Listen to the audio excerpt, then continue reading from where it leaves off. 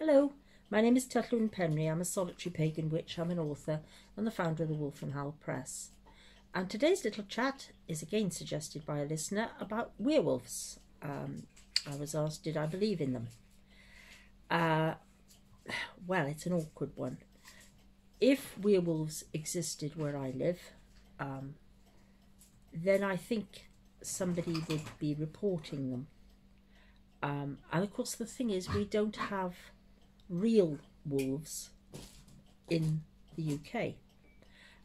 So you can't even say, well, I saw a wolf and I think it changed into a man. I think personally, if a person is going to change into anything now, they're going to change into something that is easily mistaken for a large mammal that is running amok, if you want. I mean, I think it would make more sense to me if you had a were badger rather than a werewolf now, because you do have badgers in the countryside, or a were fox, but we don't have a tradition of that.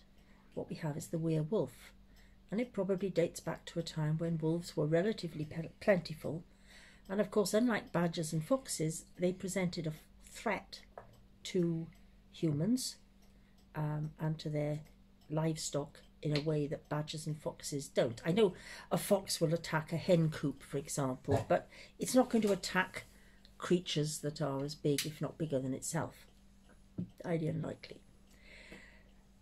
Another thing about werewolves, where does the name come from? Well, there is a Latin word, vir, V-I-R, which means a man. It's where we get words like virility and virile from. And there's also an Anglo-Saxon word, wer, W-E-R, which again means a man. So essentially what a werewolf is a man-wolf, a man who has changed into a wolf. And whether they exist, well, perhaps in places where real wolves are still around. I think that's something you could consider. Maybe it is. Do I think we've got them where I live in the Welsh valleys? Unlikely. We've got a lot of strange stuff here, but unlikely we've got a werewolf. Unless you count the one that lives down the road from me. It's a dog that howls like a wolf, and it's quite eerie on a winter's night. And in Wales we have this wonderful tradition of werewolves where people would change into a werewolf, but only for 9 months. And after that, provided they had not tasted human flesh, they could change back again.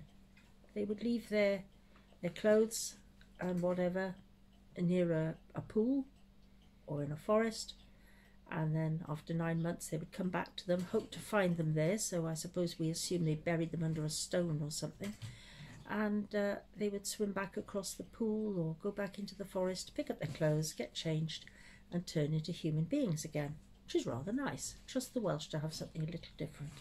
Anyway, hope you enjoyed it. Only a very short chat because, as I say, I don't really know whether they're real. I don't see why they couldn't. There's been such a strong and long-standing tradition of them. I think it had to be based in something. What that was, I don't know. Whether it was misunderstanding, whether it was the early medieval equivalent of fake news. And actually, if I look a little bit worried at the moment. Tapio, stop it. I've got a very naughty bastard down here, and he's pulling at me and chewing my fingers and heaven knows what. I think he could turn into a werewolf given half a chance.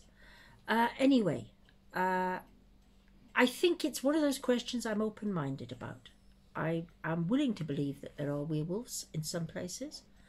I'm also willing to believe it's highly unlikely we've got any in the UK. But who knows? There are some very strange things about. I heard the other day in the news about raccoon dogs. Well, I'd never heard about those before, and they've been tearing around the countryside, even in Wales. So yeah, there's always a little bit more to things than we realise, so I'll keep an open mind on that one. But thank you for raising the question. I did appreciate it. And thank you for listening. Goodbye.